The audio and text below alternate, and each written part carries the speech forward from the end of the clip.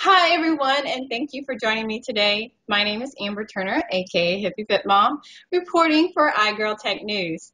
Today, I have with me Michelle Joseph, CEO of PeopleFoundry. PeopleFoundry's recruitment process is unparalleled. Their dedication to understanding their clients' unique needs allows them to actively work with the best candidates to help build a winning team.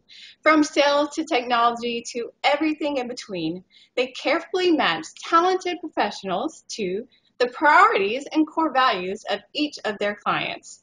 People Foundry is not your typical suit and tie. They are definitely game changers. So, hi, Michelle. Hi, how are you? Hi, thanks. Thank you for chatting with me today. So, I read that you are all about people.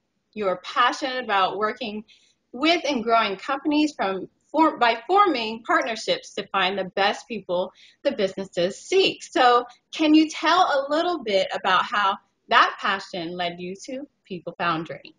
Sure. So I have a recruitment background, worked on the agency side for years, and then I became a part of a tech startup that went global very quickly. And I was a part of that team from a building and bringing on talent and opening new offices in new areas. And when we were done with that venture, I decided that I wanted to do this for as many tech companies as I possibly could. So I started People Foundry, and now I have a team of 17. Okay, cool. So you recruit mainly for tech companies? Yes. Correct? Oh, okay. Now, as a recruiter, you deal with a lot of different company philosophies, so to speak. So, what are some ways that you determine what the company's respective culture is, and what key attributes do you look for to maintain a good culture for that company? Sure. So, I mean, not every company, unfortunately, has great cultures, and I would like to think that we only work with companies that do. And cultures that are great are driven by leaders who are great, and they lead by example. So, organizations that treat their staff members with respect, that are passionate about what they're building and doing, and being able to feel that throughout the organization, regardless what level the roles are, is something that's incredibly important for a successful business, period. And that's what we look for. The happiness of culture is super important with any business as well. Yeah. It's not fun going into a stale environment, so we do pride ourselves on working with upbeat, fun companies that give back to their employees.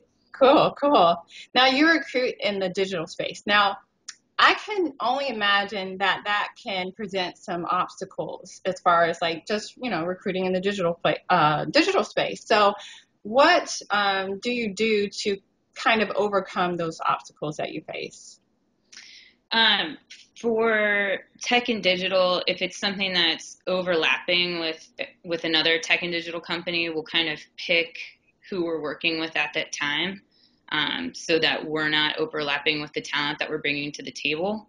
Uh, from other challenges, I mean, a tech and digital company is the same as a traditional you know agency, I guess, and the challenges are the same. So if it's personalities, overcoming, lack of direction and trying to help an organization get there, it's just dealing with people. It doesn't necessarily, I don't think it's a huge challenge to be in a particular space. Okay. Does Okay. that make sense? Okay. Yeah, yeah.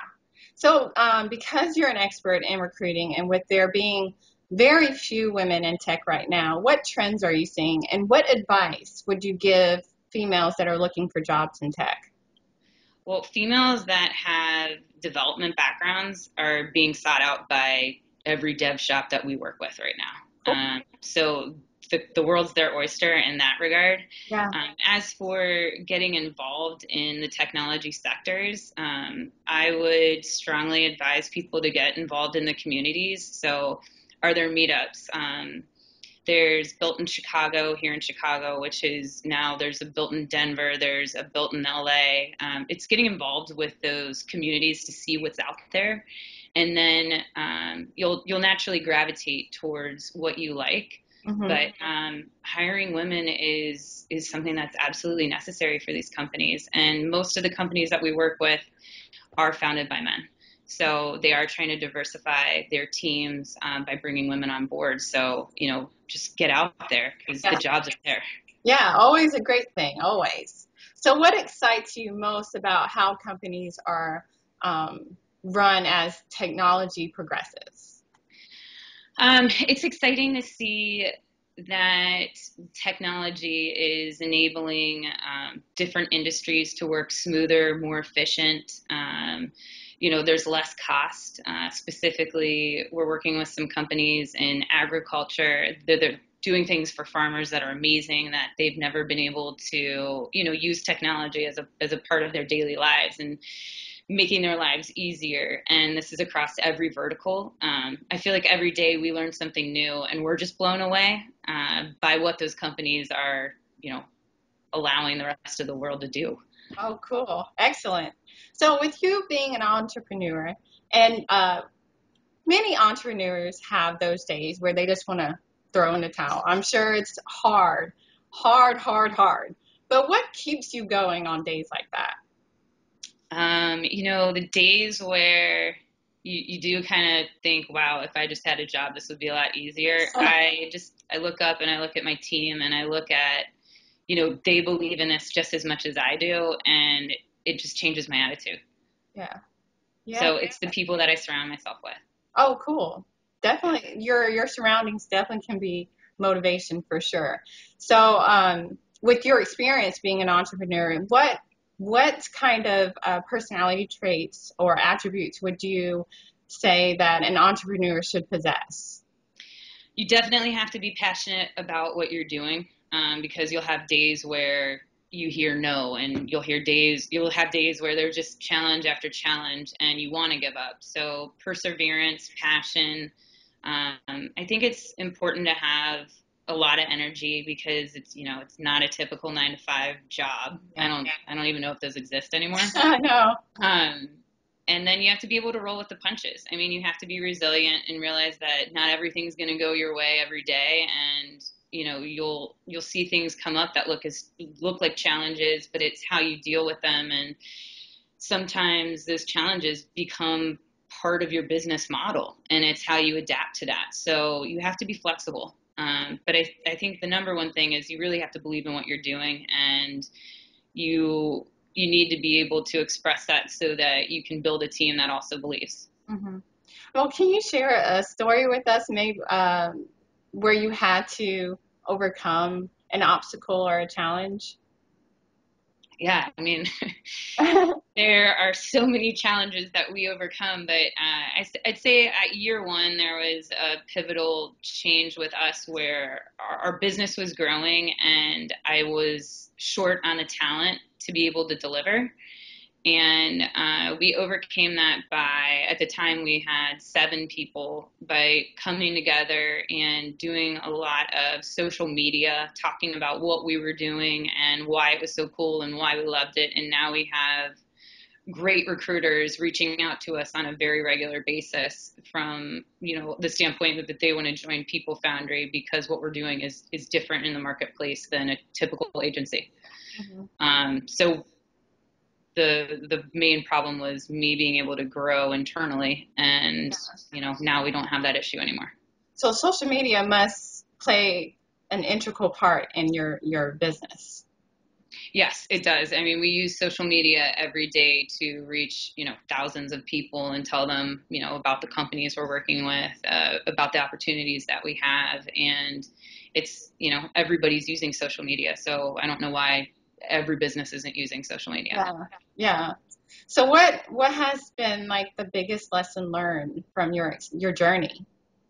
Oh, man, if I can do it, oh, anyone can do it. It's one of those things where if you really believe in what you do, as long as you don't give up, then you're going to be successful. You've got to believe that. Sometimes I wake up and kind of pinch myself, and I can't believe what's going on, but I love it, and I think that's why we're growing. Yeah, that's exciting. So what's on the horizon? What can we expect from you? PeopleFoundry is going to continue to grow. I think that we'll be up to about 25 by the end of the year, and my goal is to just keep growing this and keep sharing our model with all the businesses that will listen and hopefully become recognized worldwide and blow the recruitment industry away. Yeah, exciting. So that's all we have for today. But thank you so much for Michelle for the awesome insight. But please tell our audience where they can find you online and where they can engage with you more. Oh, sure. So our website is www.peoplefoundry.com. And you can look me up on LinkedIn as well, also Twitter. So, we're very visible. You can just check out our website, put in an inquiry, and I will give you a call back. Absolutely. Thank you so much. And again, thank you for speaking with me today. It definitely was a pleasure. And make sure you check out iGirl Tech News to get the latest news on females making an impact in the tech industry at iGirlTechNews.com. Till next time, everyone, be good.